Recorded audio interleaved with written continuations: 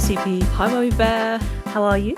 I'm good. We are away at the moment. That is why there's a slightly weird sound on the microphones. Bit of a buzz at the back. We're using our more portable microphones, different setup. Yeah. So pulls for sound They're quality. not as good quality as the other ones. You might have to put up with this for a couple of weeks. Yeah. Then we'll be back on home turf. Unfortunately. But it did mean that we were able to go visit Great Dixter. Exactly. At last. Way down south. We have to admit we felt a little embarrassed, would you say, that we had never visited it. I know. And all our chit-chats, guests would say, oh, and so have you been to Great Dixter? Yeah, and so at Great Dixter there's this such and such, and we were just like, no. Not really, sorry.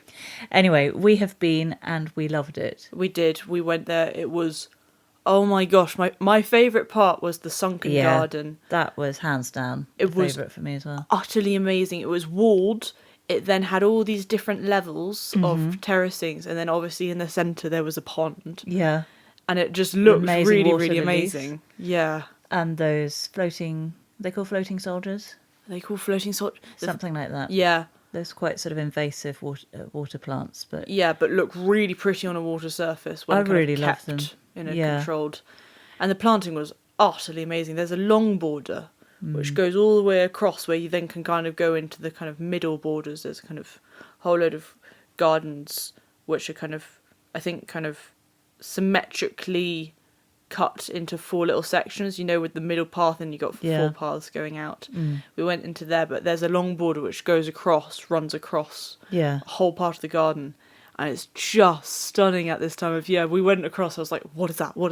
Yeah. I took so many photos. And we were like that, what is that? Because we were slightly hyper because we were staying down there. We were. And we went and had a yummy breakfast at a cafe nearby, right on the wharf, Lime Wharf Cafe.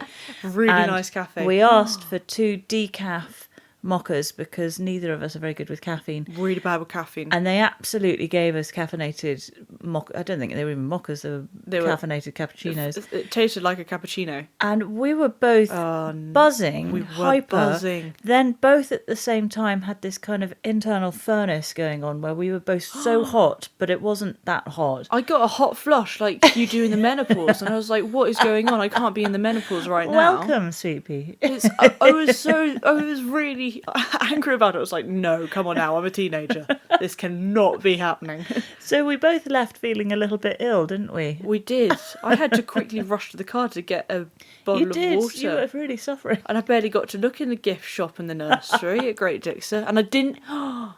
People will be outraged. I didn't even try any of the Great Dixter cake. Yeah, there was also a bit of a queue. There was a queue. With us on hyperdrive, we couldn't bear standing and hot flushes. We were the last people. I mean, we must have looked like 2 old ladies going, oh my gosh, I'm getting a hot flush. Honestly. But my favourite bit was the sunken garden. Another thing I noticed was where we've been trying to completely flatten all of our terraces on our hill.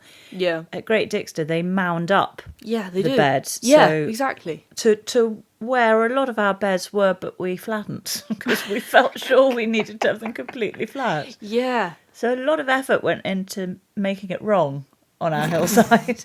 I know, but it's difficult. We just thought, oh God, this is such a steep slope. Why? Yeah. What can we do to just flatten part of it? But I really liked the Dachshund mosaic. That was very cool. I wouldn't have recognised it as that had we not spoken to Owen Heyman. Yeah, I would have walking over it entirely. Walking over it? I would have just walked over it immediately. Can't even speak English. I would have walked over it just going, oh, this is just quite pretty. Yeah. Nice pebbles on the ground. Nice pebbles. Yeah, so we saw the Dachshunds. Thank you, Owen, for giving us that heads up. Yeah, thank you very much. And my other favourite bit was the compost. So where you park, you then see their compost station. I thought you were about to crash into a car. You were looking so far out the window and not looking where you were driving. Going, oh my gosh, have you seen the compost?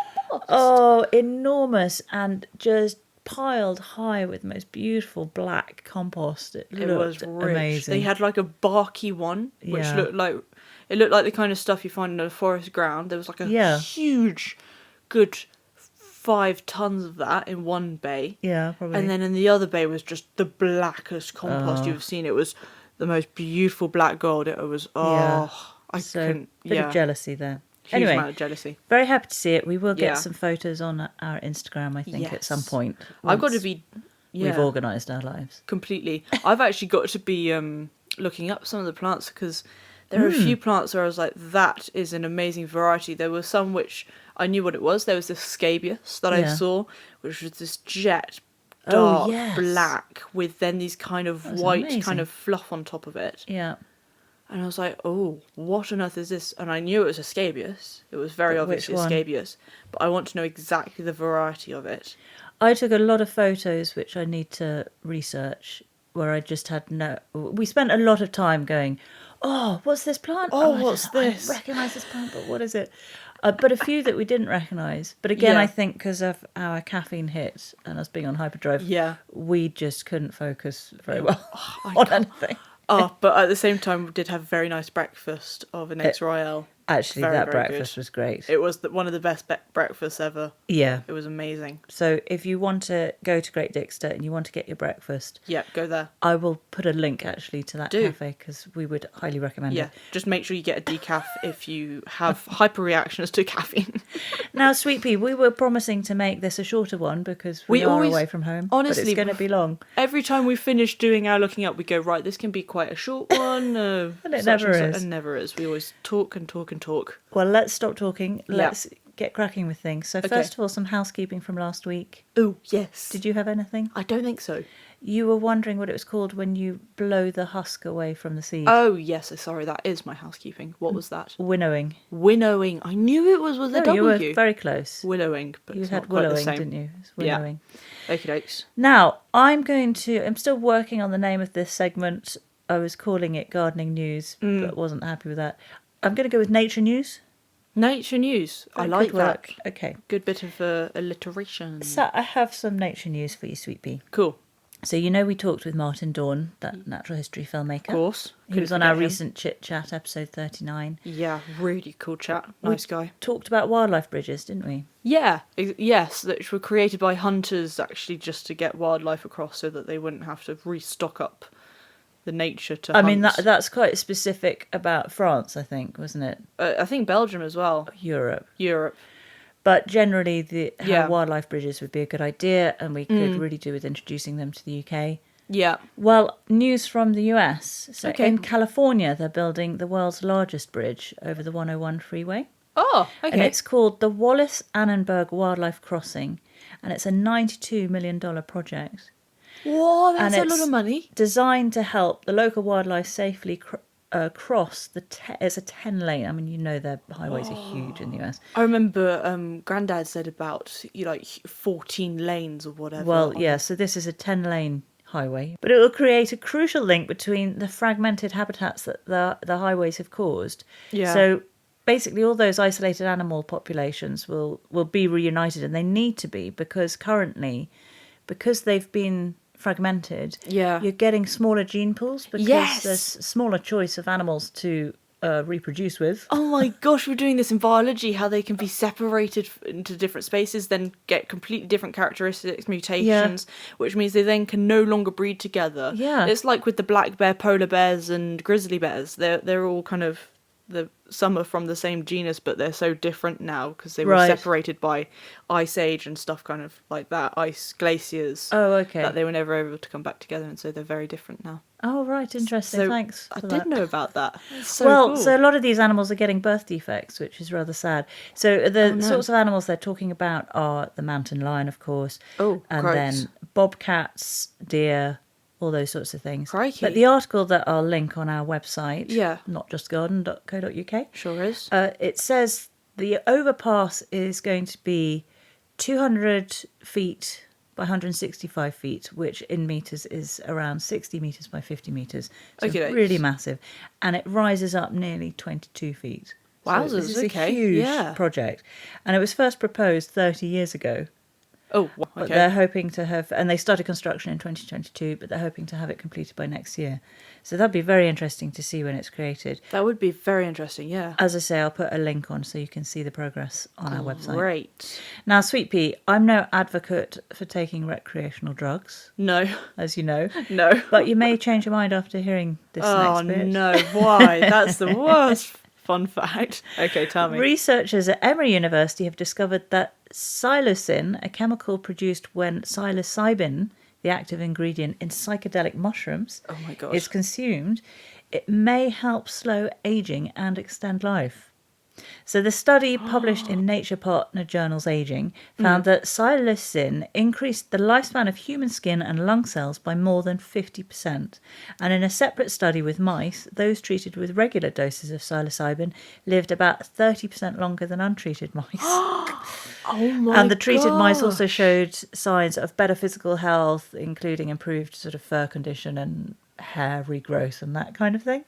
Oh my So- gosh. This is... I don't know if this is good or if this is Well, bad. it's I mean... very, very interesting, isn't it? It sort of slightly changes one's view of these sorts of things. But I like the may Well, provide...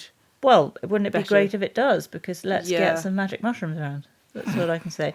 This research is significant because it is one of the first long-term studies to look at how psilocybin affects aging across the body, not just the brain.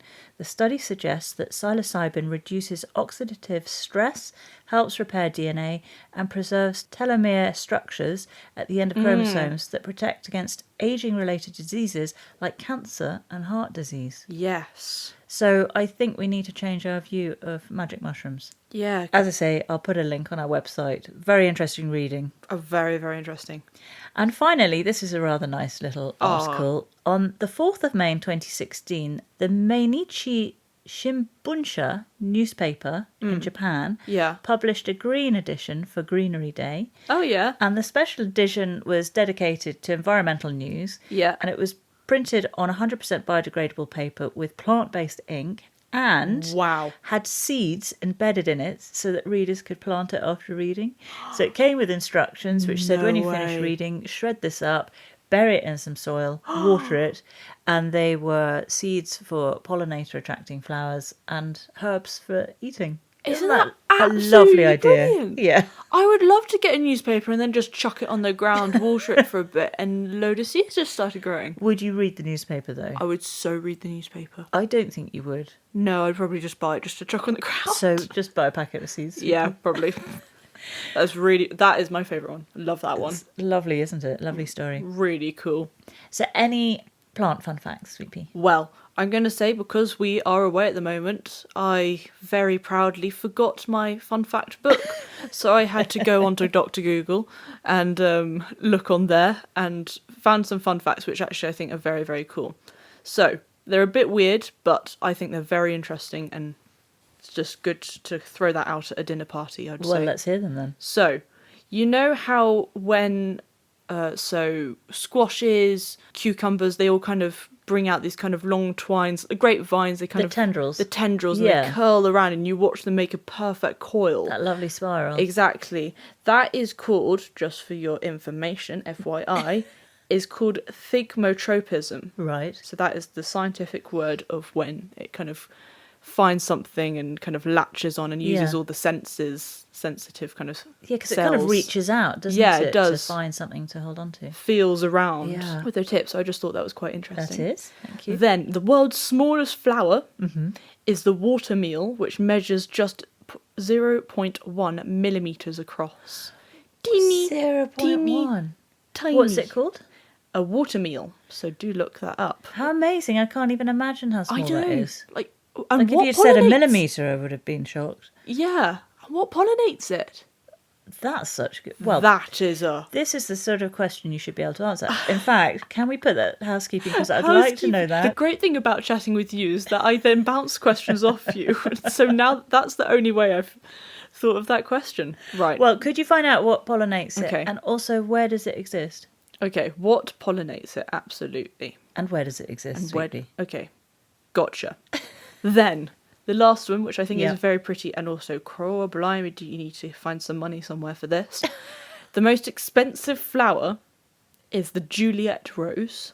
Right. And it can sell, this is in dollars, unfortunately, $15,000 per stem for a Juliet rose.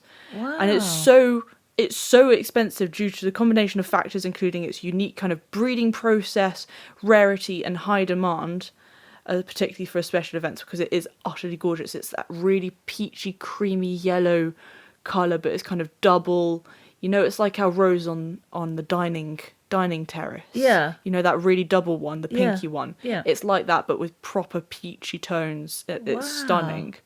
And can't believe it's so much. I know. Apparently, it took David Austin 15 years and significant investment to develop it, and it's not mass produced, so it's that kind of contributes to its exclusivity. Yeah. So it's quite amazing, this rose. Oh I mean, my gosh. I saw some articles online saying, "Oh, this cost me £3 million just to get these roses, right. all these Juliet roses." It was. Wow. It's very costly. So 15,000 per stem. Yeah, if you want to show your love for someone, buy a Juliet rose. Yeah. Wow. That will show investment. Oh, I'd be impressed then. I would be impressed. I would, if I got blink. a peachy coloured rose, the first thing I'd be doing is Google imaging it and checking Yes. if it's a Juliet rose. Checking if it's a fake and go, how dare you give me a fake, you spend 15,000 on a stem for me. Yeah, exactly. So I thought that was quite cool. Interesting plant fun facts. Thank you, Sweet Pea. My animal fun fact. Isopods. So Ooh. things like woodlice. Yes.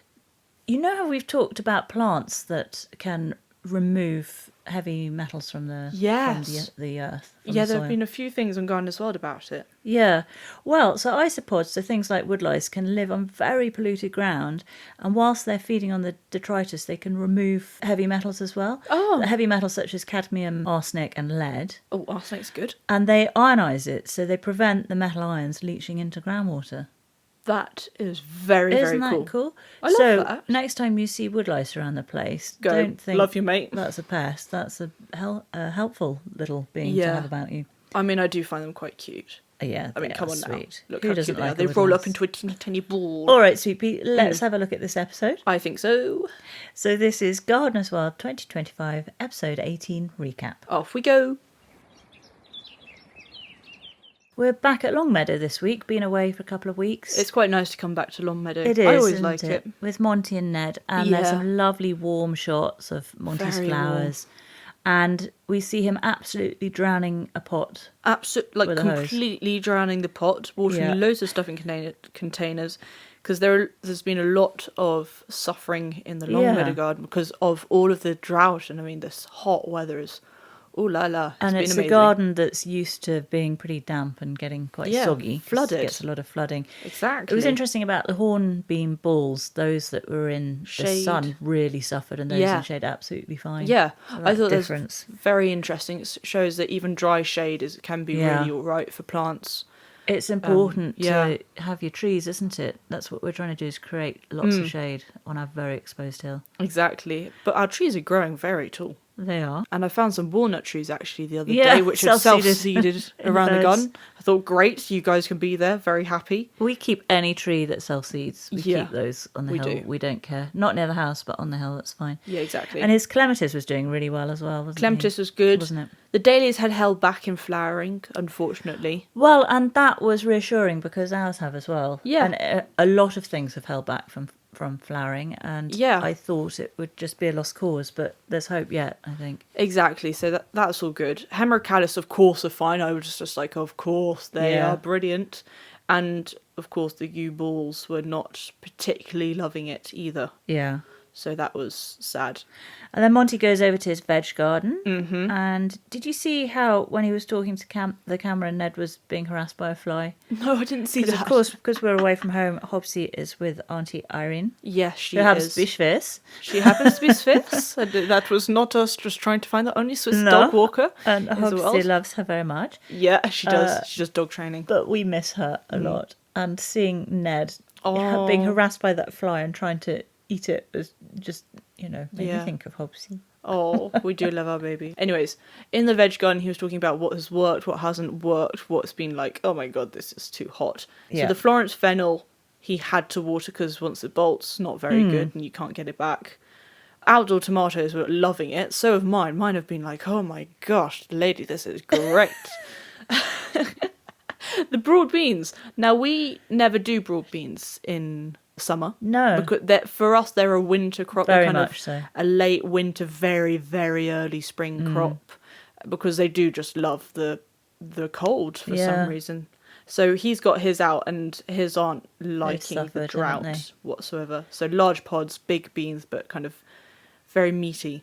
I suppose you could try and make a falafel from that or something. Maybe good for stews. That would be nice. It was interesting how the Florence fennel and the lettuce are no good when they bolt, but with the Swiss chard, if it bolts, you can chop down that bolting stem and still get some use out of it, which was a mistake we made because ours all bolted.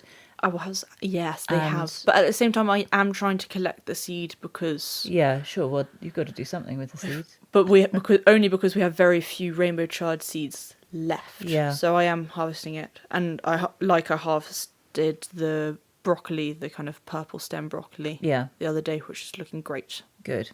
And then we go with Arit, who is visiting a cut flower grower in Kent. She's carrying on her series of cut flowers, which is very cool. I'm enjoying it, actually. And this one is Nate Moss of Goldwell Flowers in Ashford in Kent. Yeah, completely.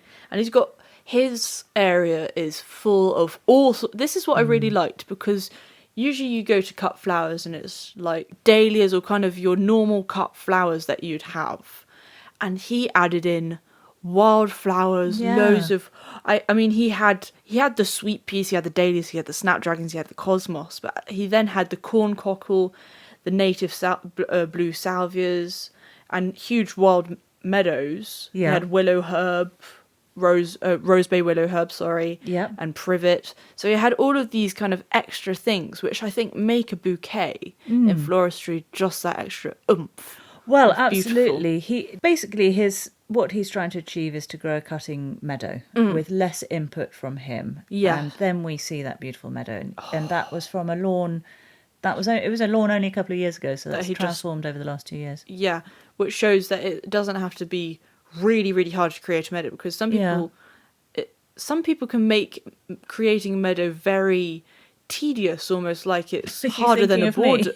No, I'm not thinking of you, but I'm thinking, to be honest, of Grandad, because he says, right, I churn at this time of year, I do everything perfectly. He goes to town, doesn't he? He goes crazy, and I'm like, I don't even put that much effort into the borders. That's not a meadow, though. No, that's kind of... Because he removes all grass. That's a good point. Doesn't he? So it's just the wildflowers. But I think meadows are just really lovely when they're just so... With the grass? Yeah, for sure. Exactly, so kind and of we rustic. saw so much of that at Great Dixter that really surprised us. Yeah. We weren't ready for how many meadow areas there were. There's a huge amount of meadows. Yeah. It's rather lovely. That's very... Incredible, on a kind of hazy summer's evening, you can imagine just kind of strolling around and chilling. So I really liked that. And to be honest, at the end, I am just jumping to the end because of this, because Arit and Nate created 2 bouquets in really beautiful kind of pots, urns. I don't know what you'd call them. Urns, I would say. And did you see that pinny thing? Yes, thank you. That is what we were looking at the Great Dixter Griff shop. So bear in mind, we were on hyperdrive. We were. It was mad how we were feeling after our one shot of caffeine. Yeah. So we had very short attention spans in the gift shop, but I did pick up that pinny. So it's a round base with all these pins sticking up. And I was picking it up and looking at it. It was very heavy. And I was trying to figure out what on earth this thing was. And I was like, do you comb your hair with that? Yeah. And we had no idea. There was no label. No. Anyway, thankfully, Nate showed us. Yep, he did. And he called it a pin holder. And he put that in the bottom, underneath some scrunched up chicken wire, which is the usual good old stuff that works. Yeah, and then that's all to hold your flowers. One thing just before, because I know you want to probably mention about the incredible display that was created. Yeah, obviously. But before you do, it interested me that he said, ideally you pick first thing in the morning before the flowers opened and it's cooler, so that we understand. Natural thing to do. But he says ideally you then put it in some water for 24 hours before you then start doing a display. Yeah. Which really surprised me that you'd want to put it in water for 24 hours. That seems a lot of time that you're taking away from the shelf life of that cut flower. That's a good point. You're already a day in before you start putting it in a display. But I suppose with some of the displays, there's so little water for so many things that you just kind of got to give it all the water it needs. But why wouldn't you just have your display really heavily watered? Because, for example, the display, he had this cute little urn, and then this huge abundance of floribunda flowers above. It was just and loads of wildflowers. There was some Kyle parsley in there. Just all loads of wildflowers with then some kind of ones that you'd grow for cut flowers. Yeah. And I thought the display was just fabulous. Nate's display was exceptional. It was gorgeous. It was one of the most beautiful cut flower displays I've seen. I know, like I looked at it and I was like, oh, I wonder what he's going to do with all of these. Yeah. I was just like, wow. And it was interesting because Arit's was lovely. Yeah. But it was like a cut flower display that I've seen many times before. So really lovely, not knocking Gorgeous. that one bit at all. Not even slightly. But then you see Nate's and it was spectacular. There was an airiness to it and it sort of really moved around in the wind, but it was also very bold, so it wasn't like you were trying to search out colour. It was all just very, very solid. Yeah, it was, but wafty. Yes, it was solid but wafty. No, I completely and utterly get that. Yeah, I loved it. The perfect display that I would want to have right at the centre of the hallway as you walk in. Well, you're now imagining that you've got some massive hallway, probably with black and white tiles on the floor. Thank you. Yes. Is that what you're imagining? Yeah. And you've got a staircase, which is like, two staircases where you kind of go up. Are you imagining like a circular table in the centre? Pedestal type table? Yes. And then this display on it? Yes. Gosh, we think so alike. Well, yeah, no, I know what you would like. I wouldn't like that. What? That's far too opulent Oh, for me. It looks so cool. You've got to think of the cleaning sweepy. Cleaning black and white tiles must be a nightmare. Anyways, we're not going to talk about that. But then, second thing was the fact that he's really trying to get pollinators, obviously by the fact that he's got all the wildflowers. But also he had a beautiful moth trap, which just reminded me of times when I was with Grandad doing the moth trap. Well, we've got a moth trap, but we haven't brought it out for a couple of years now. No, we haven't. Because all the ants ate all the moth. They did. That was awful. It was really sad. I was not happy about that. We did come up with a plan to stand it in a moat. Yes, of water. Yeah, so we'll do that. I think we should pull it out for the end of the summer. I think so. Just have a little look, see what we've got. Anyway, he had loads, like so many elephant hawk moths. Oh, it was amazing. I have never seen so many. And he used egg cartons, didn't he? Which was interesting. We used to use egg cartons, just loads of bit of scrunched up. Oh, when you did it with your granddad? Yeah, cardboard and stuff. You put loads of that in there so they have all these little tucky places to put themselves in. I don't think we've ever done that when you and I have done it. Maybe that's where we were going wrong as well. Could be. We need to make it far cosier for the moths. Far cosier for the moths. But he had They were beautiful moths. Yeah. Stunning. Privet. He had privet ones. He had elephant ones. There were all sorts of little other teeny tiny ones. Yeah. It was really cute. It was fantastic. And shows that he is doing the best job ever with all his planting. Well, he is, but also this is more than just something he's doing for his cut flower farm. Yeah. He's also director of Spencer House in London. Oh, It's a big stately home there. And he curates the lawns at Spencer House. And what he's done is, so if you think of kind of Regency-style parks, you've seen Regency-style parks. Sure have, yeah. Where you've got all these beautiful beds cut into the lawn. Really symmetrical. Yes. Well, instead of where you'd normally probably see it with lots of bedding flowers in it, and, sort of bright, bold flowers. Quite brash, yeah. He's got that set up, the structure set up, but in all the beds it's meadows. Oh, okay, that is going to be gorgeous. Interesting, isn't it? Really lovely. So he's doing that at Spencer House. He's got his cut flower place. That is also, you remember Flowers from the Farm, that website we checked out? Yeah. So he's on there as well. Nice. He does also have his own website, so I'll stick that on. Cool. And I'll also put a link to Spencer House so you can see those lawns, some good photos of it. Brilliant. Mons is dealing with his tatties. He sure is. They're looking very good. They're the Charlotte ones, the second earlies. Yeah. Oh, didn't they remind you so much of Hobbs? We call her our little jacket potato, but I think she's our little second early Charlotte. She's our second early Charlotte, with slightly kind of charred on the edges. Yeah. She's got these little kind of black spots on her. Our little charred second early. A little charred second early potato. Oh my gosh. And slightly dusty as well. Yeah, so Monty was saying he hasn't watered those at all. Yeah, not at all. And the ground was as you showed, just dust in the wind. It just flew off. Yeah, exactly. His hands. And so the spuds were pretty much ready to eat. Yeah. So if you just pop them in some boiling water. Exactly. Don't worry about the dirt. No, exactly. So he said it's very, very dry. That's the main factor about this whole garden as well, is it's so dry. So he did go into the greenhouse and 40 degrees. High 40s, he said, didn't he? I mean, I remember one time where my pots in the greenhouse actually melted because it was so hot. That's my fault. I was really bad. I didn't open the windows.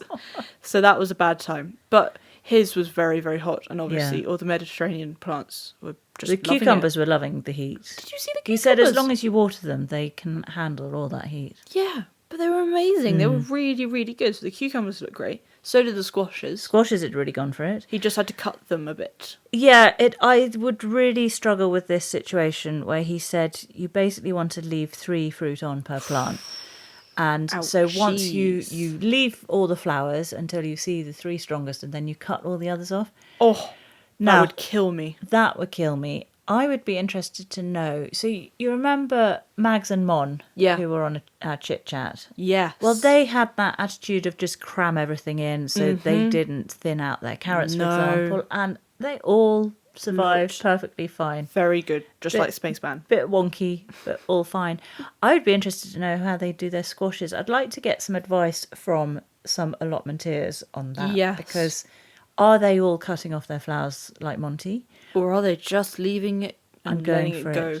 So any allotmenteers, if you could let us know what you do, I'd like to get a balanced view here. I would like to get a balanced view because also last year we let our squashes, they were meant to kind of be trained upwards on this really huge kind of structure which we'd created. What do you mean meant to? They did really well. Well, they did go up there, some of them, but then there were these extra tendrils which would go off down across the grass and you'd have to mow around them. I just left them to grow. And you just left them, exactly. But then there were some really good pumpkins which started growing on the ends. So we should go. I think we should do a little research on that. I think we need to do a little research. Not to contradict Monty, but I think it's worth getting some other views as well. I think so. He was also having a very hard time with his tomatoes, which had blossom end rot because of too much watering. But on the other hand, if you do too little watering, you'll also get blossom end rot. Yeah, so it's... They're like the Goldilocks so of regular. The veg world, aren't they? They need it not too hot, not too cold. Not too hot, not too cold. They are very difficult sometimes. And it's because he said that too much water inhibits the uptake of calcium in the soil. Just dilutes the soil. It's like if you've got a really diluted Ribena, what are you drinking? Nothing. But he did say it's not the end of the world. You can recover those plants. Yeah, exactly. Like some were all right and you just had to kind of regularly water, but not too much. Well, so we've left our irrigation system on whilst we're away. I hope ours are going to be okay. I am so sad. I left going, please don't ripen and fall off the plant. I will cry if I go back to mushy tomatoes on the ground because I didn't get them. That would be very sad. I will absolutely cry because they're my babies. I looked after them so well. We'll keep you posted on those. We will. You might just have a really sad face of Sweet Pea just going, no. And then Monty's in his potting shed. Yeah. Ned settles down for a snooze. Yeah. And he's planning ahead already. He's sowing seeds, which is the last thing on my mind. I know. For autumn and winter veg. It's so hard to think about the winter when it's just so chill it's summer. Exactly. So chicory is one that he was doing, and then rocket as well. Yep, and parsley. And the chicory is the Pala Rosa radicchio. Oh, nice. Very nice. And he said they should be ready to prick out in 3 weeks and then plant them out in mid-September. Yeah. And the rocket, he said, would be ready to harvest in around October, November. Yeah. It would be nice to have a crop then, wouldn't it? It would be nice. But then we go over to North Lincolnshire. Echeverias. Yes. Tracy Coogan, self-confessed obsessive. Yes. Now then, throughout this whole kind of section, did you realise the really interesting editing of the flowing in and flowing out? She would kind of appear and disappear. Oh, and right. Appear and disappear. And then there would be a plant which transform into another plant, into another plant. Oh, I saw that. They did all this really weird editing. Yeah, they kind of morphed one into the other. But the thing I did notice, though, was a turntable that they used. Yes. So you could have these echeverias spinning around. But Sweet Pea, I still don't think I would be able to identify the difference between an echeveria and an aeonium. Really? Would you be able to? Oh, yes. They're very different. No, they're not. Yes, they are. Mummy, come on now. Are you actually serious? Yes. They all look exactly the same to me. Oh, but like an aeonium, immediately you get this kind of, I don't know, like a point at the top, but it's kind of like a point with a bubble. But some of these echeverias had points. No, but they kind of more kind of pointy, round, and right.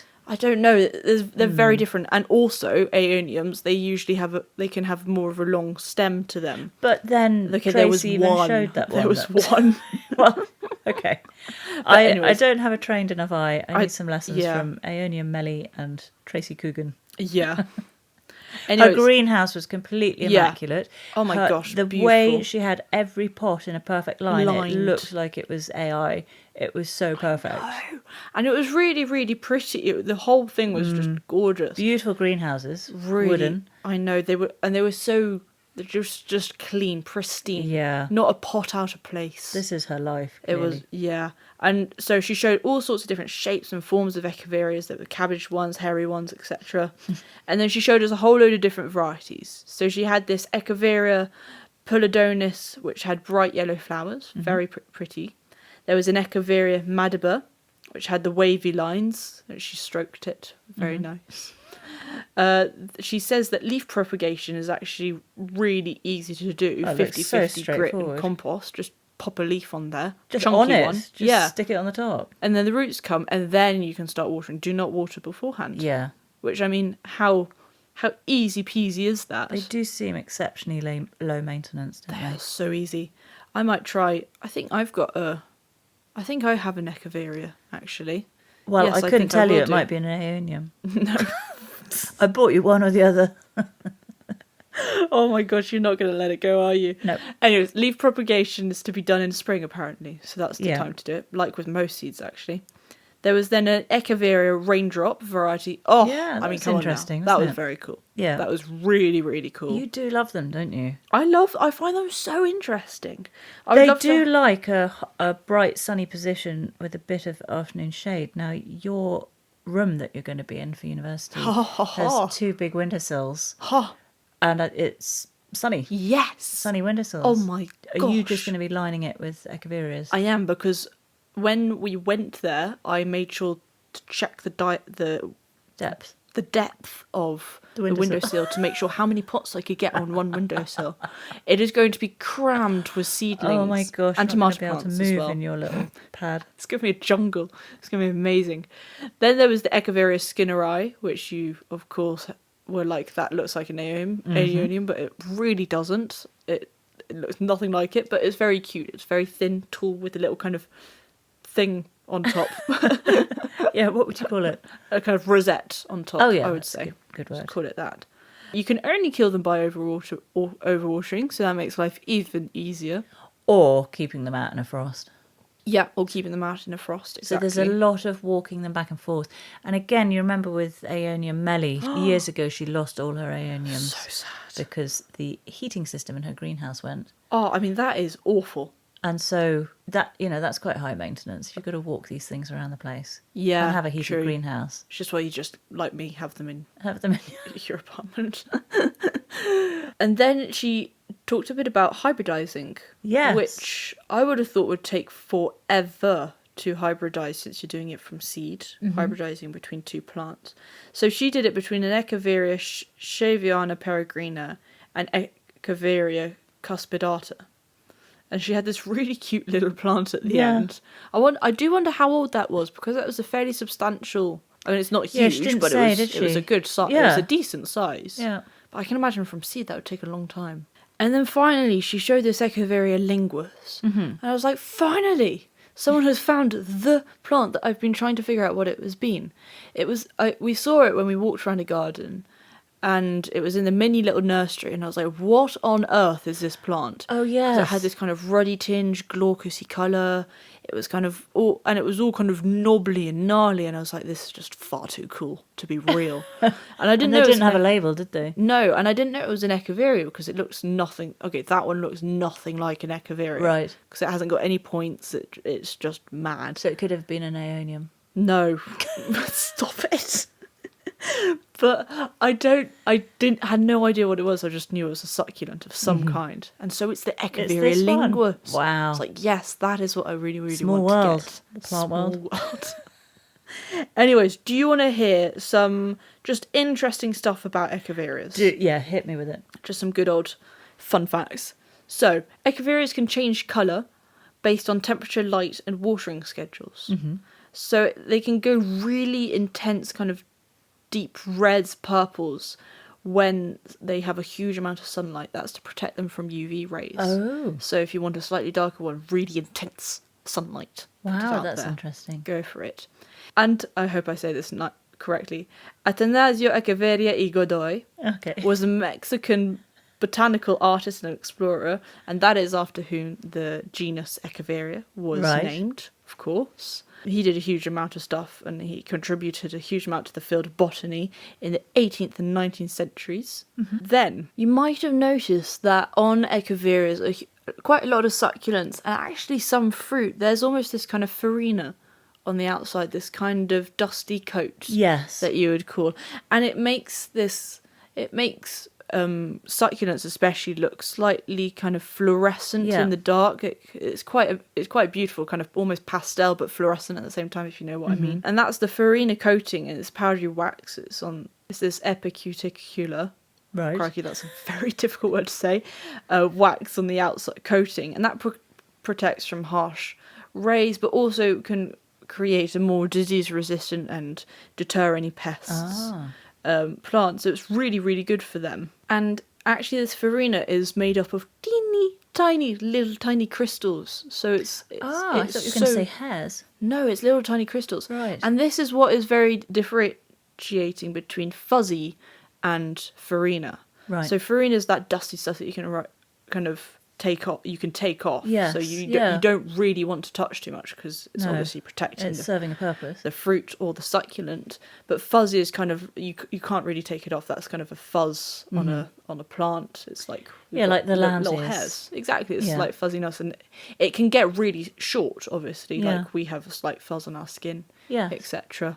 And now this, obviously, you know my favourite word is glaucous. I do know that. So plants with farina on, you would say, are glaucous.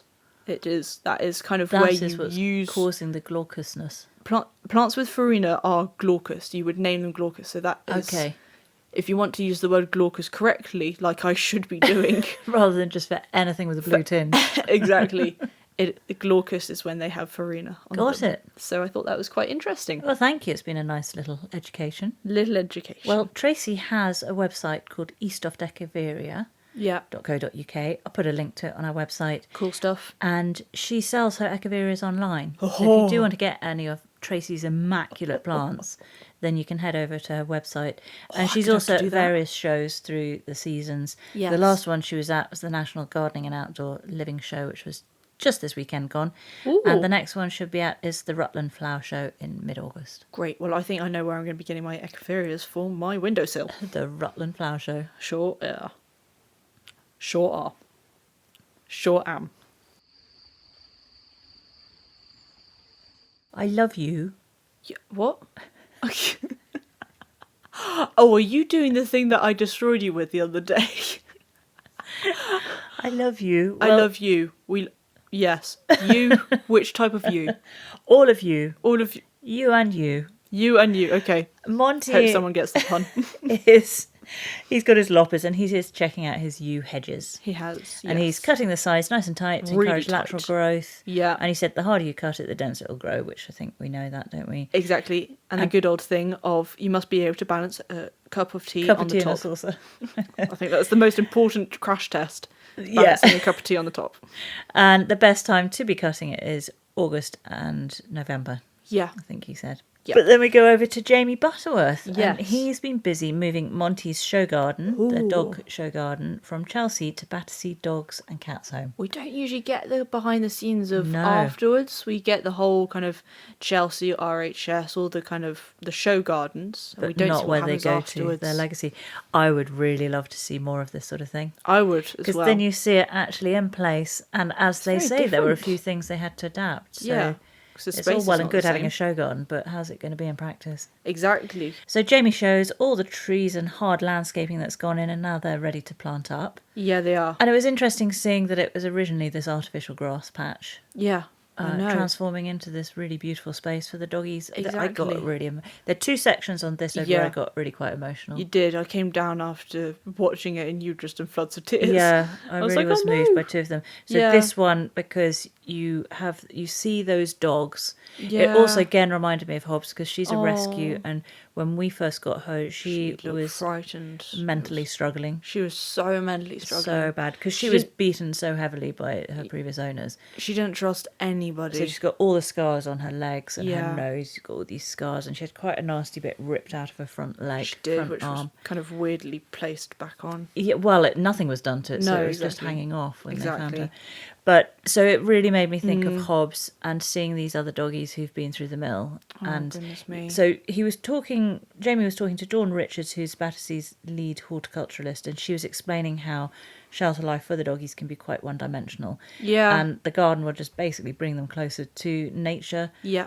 And places to explore, which we all need. Humans need it as well. But everyone needs it. I thought it was quite interesting because I've obviously never been to Battersea Dogs and Cat Shelter. And I didn't realise how much of an urban setting it was.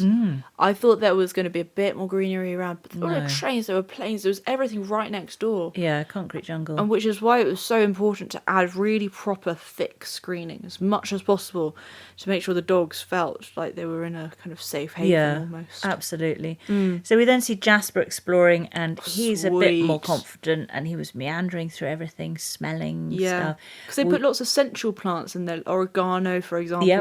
There's some really pretty amestads as well. They had lots of kind of smelly things. For all the senses, for smell and also touch, they had sort of quite different textures. I think that's brilliant. And he was really engaging. He wasn't just steaming about the place. No. He was really like, oh, what's this? Oh, exactly. This is rather nice. And they added in shade and water as well, which is very important. Yeah, of course. For dogs. And then we also see Harold. Oh. And he's come for a bit of an explore, and he's a bit more reserved, isn't he? Oh, my goodness me. Sweet. And, he was just adorable. Yeah, completely. And so he was unsure of himself, but he was just checking it all out bit by bit. Which I think is perfect. Yeah, it's what... I mean, that's why I got emotional, because it's so what you want to see. Yeah. Is them, the dogs really appreciating it and really getting something out of it. Oh, completely. I thought it was lovely. And then when they talked about the fact that dogs mainly see kind of blues and yellows, I thought, well, like Monty's mound. Okay, can you imagine for Ned? It's perfect. Whoa, what is going on here? He must be like, am I going blind? Colour overload, can't cope. But also bees. Bees like blue and yellow, don't they? Bees do really like blue and yellow. And then Monty comes over. Oh, that was sweet because they're opening up with the Queen. Yeah, Camilla. And so Monty's giving things a bit of a tweak. He can't quite help himself. And it was interesting that Jamie said he would normally at this stage be giving Chelsea chop, and then he also used the term Hampton hack. I haven't heard that Hampton hack. And because ideally you'd just be cutting everything back, but because of the opening for Camilla, they wanted it all sort of really full. Exactly. So that wasn't happening. As many flowers as possible. Yeah. So that was it. We see the garden moved over from Chelsea to Battersea Dogs and Cats Home. Which is just a lovely, lovely thing to have. Yeah, for all those dogs to appreciate. What a moving segment. It was gorgeous.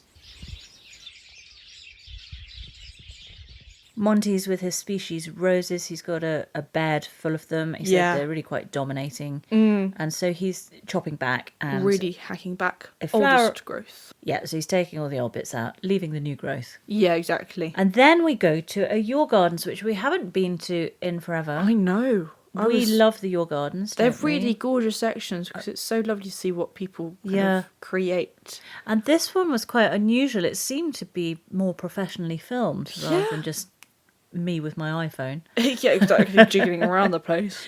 And this is Simon Farrell in Herefordshire. And so this was the other segment that actually had me in floods. There was something so moving about how Simon talked about this space. And also the talk of time, you know? Yeah. And spending an afternoon just drifts away. Yeah, it really choked me up. So he was zipping through an archway and a hedge on his Batmobile. Yeah, and into his plot of paradise. His 1 acre patch of paradise. Yeah. And 25 years ago, he started to turn it into this nature reserve and wildflower garden. Yeah. And what I loved was how he said it has evolved over time, and how it's always slightly different every year. Exactly. Each year it's different from the year before, and that's part of the beauty of it. You never quite know what you're going to get. Yeah. But like Forrest Gump, life is like a box of chocolates, wasn't it? Life is like a box of chocolates. Yeah. I'm really bad at that. But yeah, entirely. And he was just sitting there. He went to this little kind of herb bed, which he had sage and apple mint in. Yeah. And he was just looking, and he was like, oh, this little kind of mallow has popped up here. Yeah, Look how pretty just it is. appeared. And we had that mallow that popped up on our edge of our garden. Yeah. No idea how it got there. No idea. And then Simon explains how he has motor neuron disease, which is why he's in his motorised chair. Yeah. That hasn't stopped him from enjoying the garden. Not at all. And he's got friends and family who are able to help him keep the paths clear. Exactly. And he said, and this was just so beautiful, when he sees his garden, he thinks of the lines from the William Blake poem. Mm-hmm. And I had to look it up because I didn't know. No, I didn't know it at all. But the poem is beautiful, and I will see if I can put it on our Instagram page, and I'll put a link to it on our website. Oh, lovely, yeah. It's such a beautiful poem. It's called Auguries of Innocence. And the 4 lines that he was quoting was, to see a world in a grain of sand, and a heaven in a wild flower, hold infinity in the palm of your hand, and eternity in an hour. Oh my God, that's Isn't that just a beautiful opening to a poem?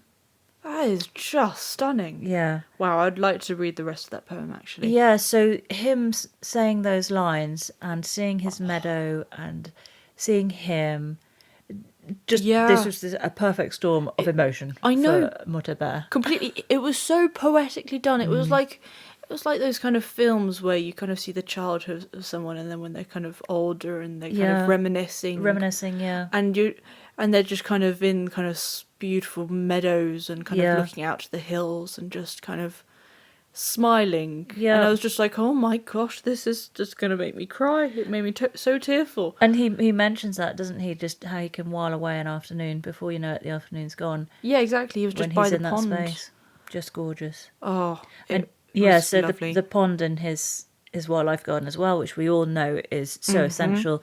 And he's sitting there looking at the pond, talking about it. Then he goes, "Oh look, there's a newt. There's a newt, and some dragonflies are just buzzing around the place." Yeah, it was so lovely, and I think that whole idea of I can just imagine sitting there going, "Wow, just letting time tick by." But that's nature. Nature's just so incredible, and there's so much rubbish going on in the world at the moment politically. Yeah, and so you hear all the politics, and it can really get you down. And then you read up about amazing animals, fish that do incredible things and have their little communities. Yeah, exactly. Or insects, how they're going about their business and their day-to-day lives. Completely. All these animals and plants just carrying on regardless of the politics. I know. Yeah, it really takes me to a very special place. It did. It took me to a very special place as well.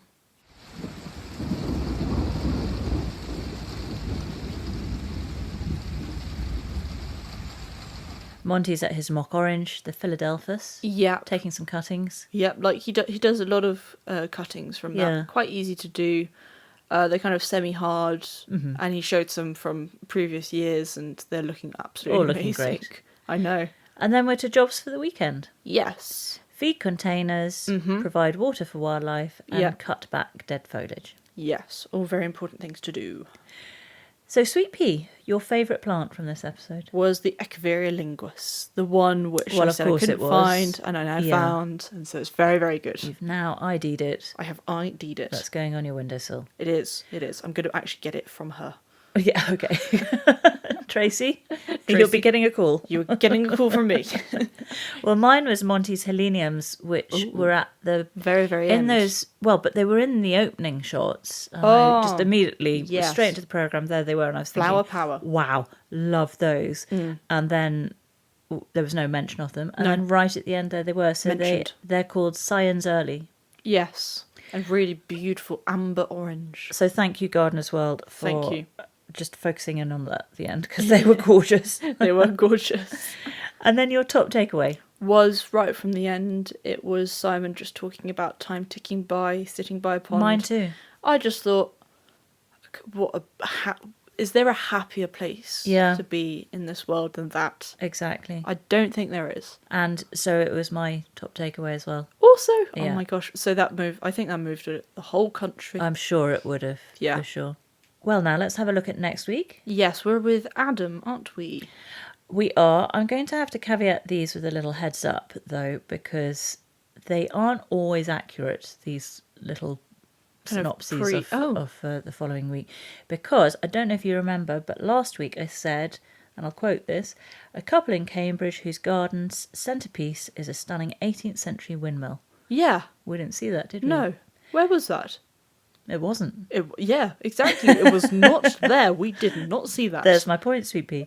Yes. So how accurate these are. These come from Gardener's World. It's what they put out, kind of press released. So I don't know what happened there. Okie dokes. So let's see with this one. Right, what have we got? After the intense heat of high summer, Adam Frost is cooling off in his garden with the addition of a recycled water feature for wildlife. Ooh. His collection of cacti need potting on, nice. And in the ornamental kitchen garden, his step-over apples could do with a haircut. Sue Kent travels to Anglesey to see a fabulous oasis designed around a beautiful mill pond. And in Bath, Frances Tophill visits a terraced garden bursting with unusual plants. There's a champion rose grower who is always striving for more floral glories, plus a remarkable group of gardeners in Derby who are doing great things for the community. Sounds very good. We will see that next week. So that's it for this week. Sure is. If you do want to get in touch, here's how. If you have any questions, feedback or comments, you can get in touch with us on our contact page at notjustagarden.co.uk or via our email, which is notjustagarden@outlook.com, or you can even find us on Facebook or Instagram and come visit us there and hit the follow button. And if you enjoyed this episode, it would mean the world if you could post a 5-star review. It really helps our podcast climb up the pile. If you didn't enjoy it, bigger polls from us, and please don't. For more Sweet Pea and Bear content, including videos, blogs, guest garden lists, early access to episodes, podcast outtakes, which are great, and community chats, come join us on our Patreon. You can find a link on our website. So thank you for listening. We'll see you next week. We sure will. Bye bye, Sweet Pea. Bye, Mummy Bear.